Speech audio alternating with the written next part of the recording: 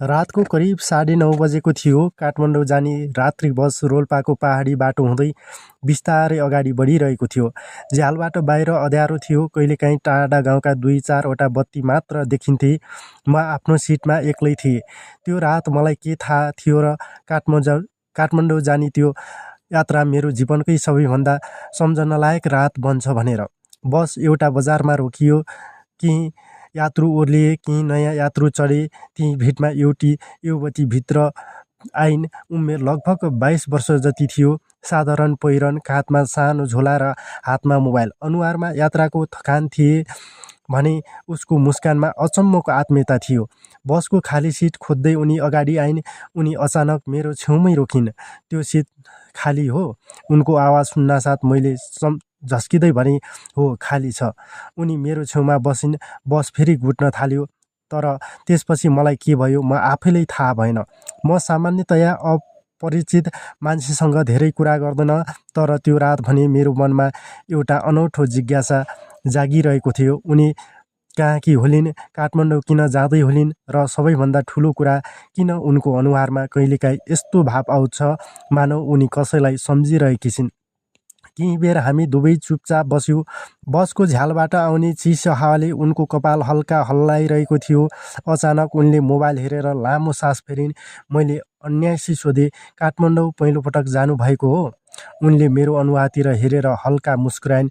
होइन, तर आजको यात्रा अलि फरक छ। किन? उनी केही सेकेन्ड चुप रहिन्। त्यो कुरा पछि भनौँला।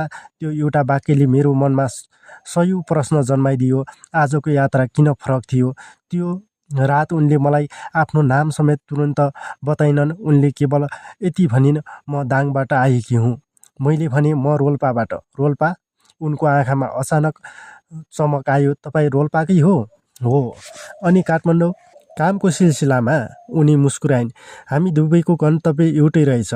त्यो सामान्य वाक्य थियो, तर मलाई किन हो त्यो वाक्य निकै विशेष लागिरहेको थियो। रात बढ्दै गयो। बस पहाडबाट तल झर्दै थियो। केही यात्रु निदाइसकेका थिए। हामी भने बिस्तारै कुरा गर्न थालेका थियौँ। उनले आफ्नो परिवारबारे थोरै बताइन्। पढाइ, घरको जिम्मेवारी र काठमाडौँमा गर्नुपर्ने एउटा महत्त्वपूर्ण काम पनि छ, त्यो पछि भनौँला भनिन्। तर उनले एउटा कुरा भने लुकाइरहेकी थिइन्। मलाई त्यो स्पष्ट महसुस भइरहेको थियो। त्यसैले मैले सोधेँ, तपाईँ केही कुराले चिन्तित हुनुहुन्छ जस्तो लाग्छ। उनी एकछिन चुप भइन्। त्यसपछि झ्यालतिर हेर्दै भनिन्, कहिलेकाहीँ जीवनमा एउटा निर्णय लिन साह्रै साहस चाहिन्छ। कस्तो निर्णय? उनले मेरो आँखामा हेरेर भनिन्, कसैलाई विश्वास गर्ने कि नगर्ने। त्यो सुनेपछि म पनि केही बेर चुप भएँ, किनकि त्यो रात हामी दुई अपरिचित थियौँ। तर केही घन्टामै हामीले एकअर्कासँग आफ्ना धेरै कुरा बाँडिसकेका थियौँ। समय कति छिटो बितिसकेको थियो थाहा नै भएन। रातको करिब 1 बजेतिर बस एउटा ठाउँमा चिया खान रोकियो। सबै यात्रु तल ओर्लिए।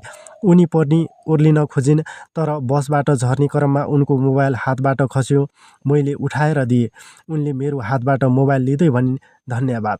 त्यसपछि अचानक मुस्कुराउँदै थपिन्, तपाईँ राम्रो मान्छे हुनुहुँदो रहेछ। म हाँसेँ। अहिले नै कसरी थाहा पाउनुभयो? थाहा छैन, उनी हाँसिन्। बस अनुमान। त्यो सानो वाक्य मेरो मनमा धेरै बेरसम्म घुमिरह्यो। चिया खाइसकेपछि हामी फेरि आफ्नो सिटमा फर्कियौँ। अब भने हामी कुराकानी झन् खुल्ला भयो। उनले अन्ततः आफ्नो नाम बताइन्। मेरो नाम सृष्टि हो। मैले भने, तपाईँको नाम त पहिले नै थाहा छ। म छक्क परेँ। कसरी? उनले मेरो झोलातिर देखाइन्। त्यहाँ मेरो नाम लेखिएको थियो। हामी दुवै हाँस्यौँ। त्यसपछि उनले एउटा यस्तो कुरा भनिन् जसले मलाई अचम्म पार्यो।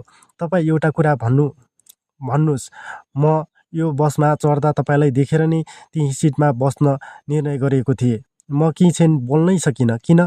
उनले मुस्कुराउँदै भनिन्, किनभने तपाईँ अरू यात्रु जस्तो हतारिएको देख्नुहुन्नथ्यो।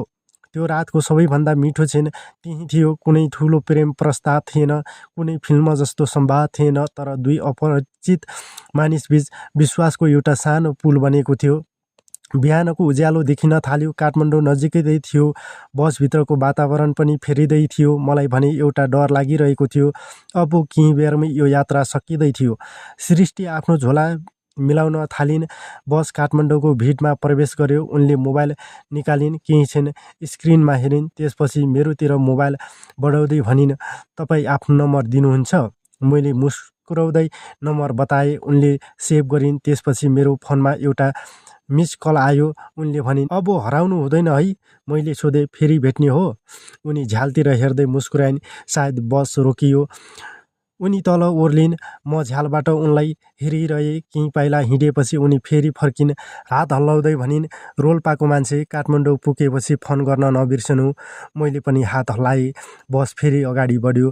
तर त्यो दिन काठमाडौँ पुगेपछि मैले पहिलो पटक महसुस गरेँ, कहिलेकाहीँ जीवनमा केही मानिसहरू योजना बिना आउँछन्। उनीहरूलाई भेट्ने कुनै तयारी हुँदैन, तर उनीहरूसँग बिताएको केही घन्टा वर्षौँसम्म सम्झन लायक बन्छन्। त्यो रात बसमा भेटिएकी अपरिचित युवती मेरो लागि अब परिचित रहेकी थिइन्।